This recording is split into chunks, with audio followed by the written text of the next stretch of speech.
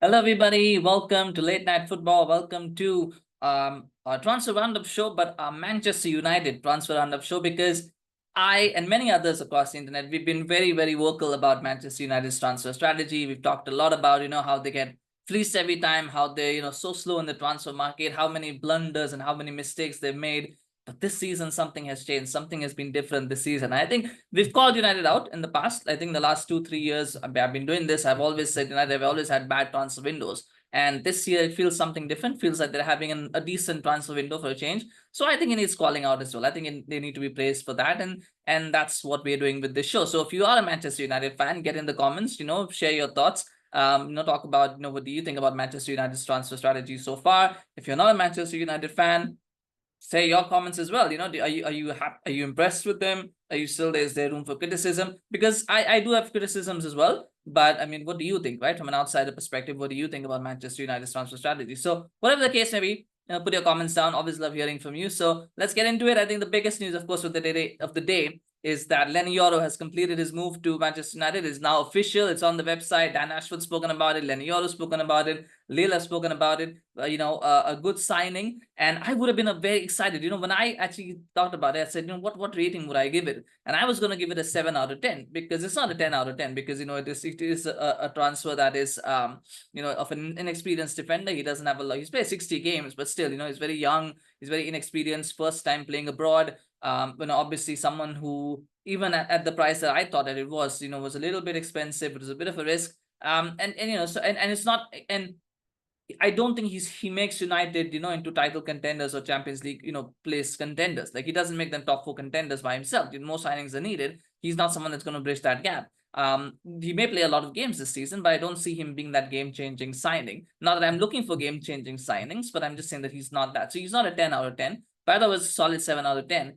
Then I saw the report which says that the price tag is actually 62 million euros plus 8 million euros in add-ons. I always thought, I think a lot of people were thinking it's 50 million euros plus 12 million euros in add-ons, which I thought was a fair price. A little bit expensive, but I thought that's a fair price. Okay, that's fine. You pay that. And now we're getting it's actually 62 plus 8. And for me, that makes it overpriced. I think that is too high a price to pay for somebody who's only 18, 19 years old, hasn't played a lot of games. You're paying for potential, but you can't pay that much for potential. So for me, at 70 million euros total, this becomes an overpriced deal, and I have to get it down to a 6 out of 10. So it is still higher than a lot of signings got last season. But I still feel that, again, United, they've overpaid. Yes, they've got one over the line very quickly. They've outbid Madrid for it. Apparently, there was talk that Omar Berrada really wanted to do this deal because he really wanted to beat Madrid, so he could show that Manchester United have flex power.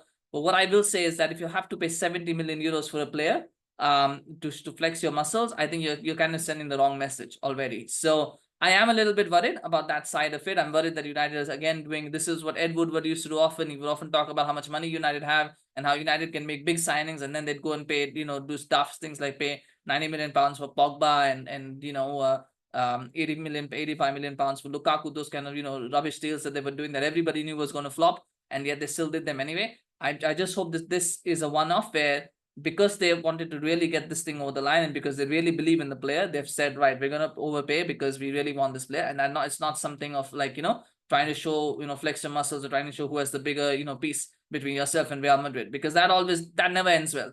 That never ends well. And that, so I hope that's not the case, but I do bump it down to a 6. More news that has come out is that Manuel Ugarte has agreed personal terms with Manchester United. A lot of people are getting excited about that.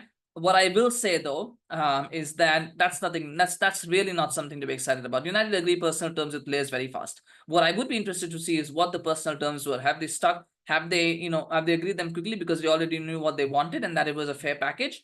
Or is it because they really went overpriced and went, giving really high wages out? Because then that's not improvement. But we don't know what the personal terms are yet. So I would I would hold off on that. But it's not a big news. It's good, and I will come to the good side of it. But personal terms agreements are not something to be excited about because United do that very fast. All clubs generally agree personal terms very, very quickly because when you want a player, you do that background research, right? What kind of salary they would need, what kind of package you want to present. They already know all that information. So agreeing personal terms with the player is not that big of an issue. As long as the player wants to come to the club, it's never much of an issue. Where the issue starts is when you have to start negotiating with the club, and that's where United have been slow in the past. So if they do this deal very quickly now, within, say, by Monday, then that's something to be excited about. But for now, I think agreeing personal terms is not necessarily something to get excited about, because that's the first step and that's the easiest step in a transfer process usually, unless there's a release clause. Then that makes it easy. But in this case, because there's no release clause, this would be the easiest step.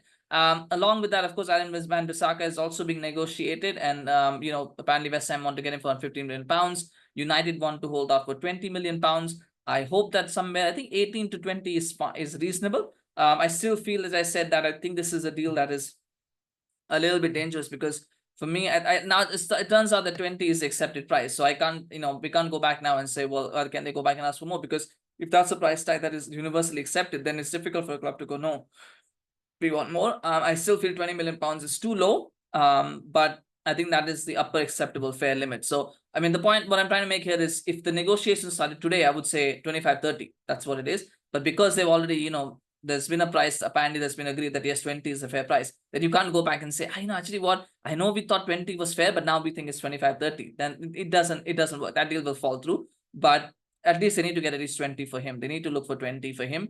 But that is moving as well. And that is where the strategy change is coming for Manchester United. It's the fact that they're doing these deals so fast. They're doing so many deals so quickly. It is moving really, really fast. And that is the good news. That is the good news. Because in the past, we've seen United, they do one deal, then they do a second deal, then they do a third deal. And then, there's an outgoing, they do that, then another deal. It's like that. And by the time you get through everything, the, transfer window is already over. It's already gone.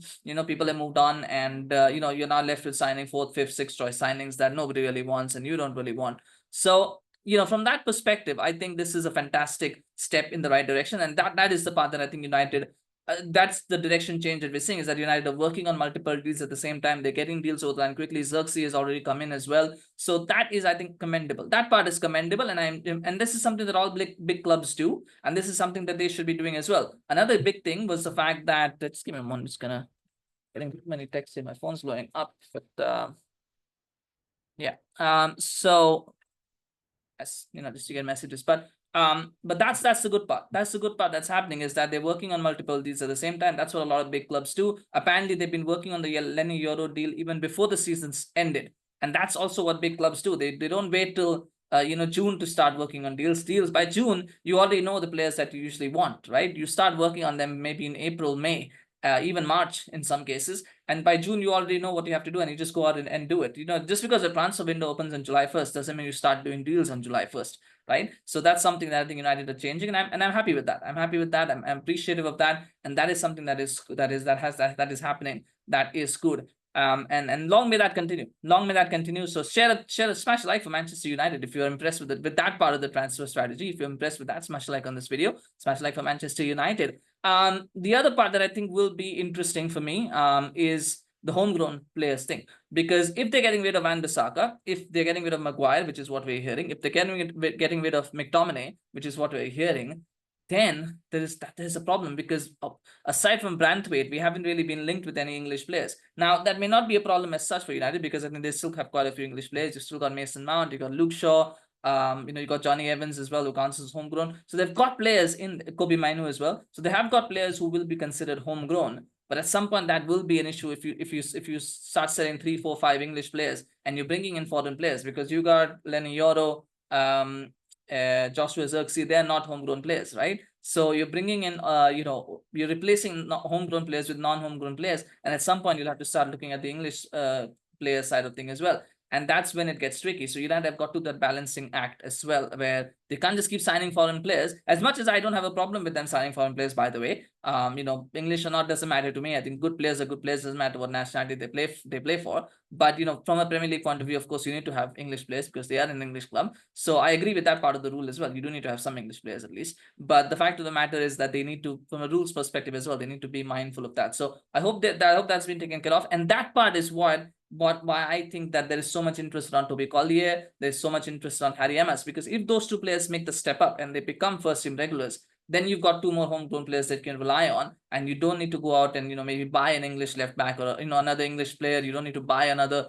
overpriced. You don't need to overpay to get an English player in, because you've got 2 homegrown players that can step up. So I hope that and that's where I think is why we're hearing so much about Collier and Emas, and why there's so much hope around them, because if they can make that step up, right, then you've got two players that you can rely on, and you don't have to overpay for. Of course, it's always good to see academy players coming through anyway, but it also allows you to not have to overpay for an English player down the line just because you need to fill that quota. So that is again an interesting part to keep an eye on, and I hope United are cognizant of that. But like I said, I think for a long time we've been overpaying for British players as well. We paid 50 for wan-Bissaka, 85 for Maguire, like some ridiculous mess, and now 60 million pounds. So I'm glad that they are now looking outward.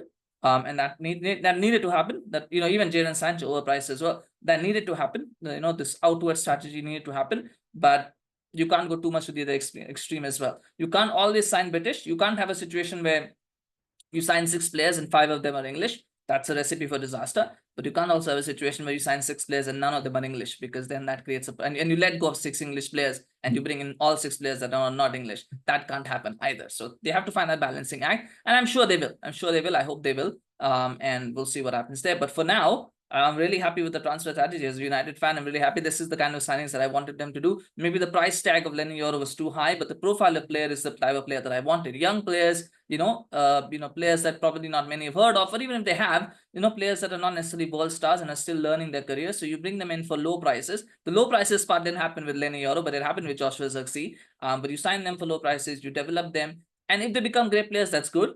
If they don't become, and they become great players and you sell them on for a profit, that's fine. If they become great players, they become legends, that's even better. But even if they don't become great players, right, even if they don't fulfill their potential, you've not spent a lot of money. So even if you have to take a loss, it's a small loss, or at least you can still sell them on for a profit, because you've spent some time developing them. They're still young, like having with Dan James. Dan James was an average signing, but because they signed him for such a low amount, they could sell him for 25 million pounds and still make a profit, right? If you sell Anthony for 25 million pounds, that's a loss, right? It's a straight up massive loss that they will have to take. So those are the things that they need to be mindful of, and I hope Ineos will be mindful of that. And that's why I said that's the profile of player that I want. The price tags are probably still to be worked on. It's still a work in progress, but the profile of the player that they're targeting now is good, rather than targeting the Harry Maguires, the Zlatan Ibrahimovic's, players that don't have a lot of upside. But they sign them anyway, and sign them on massive, ridiculous, transfer fees or massive wages, and then struggle to get rid of them. This is a much better option and a much better system that they're following now,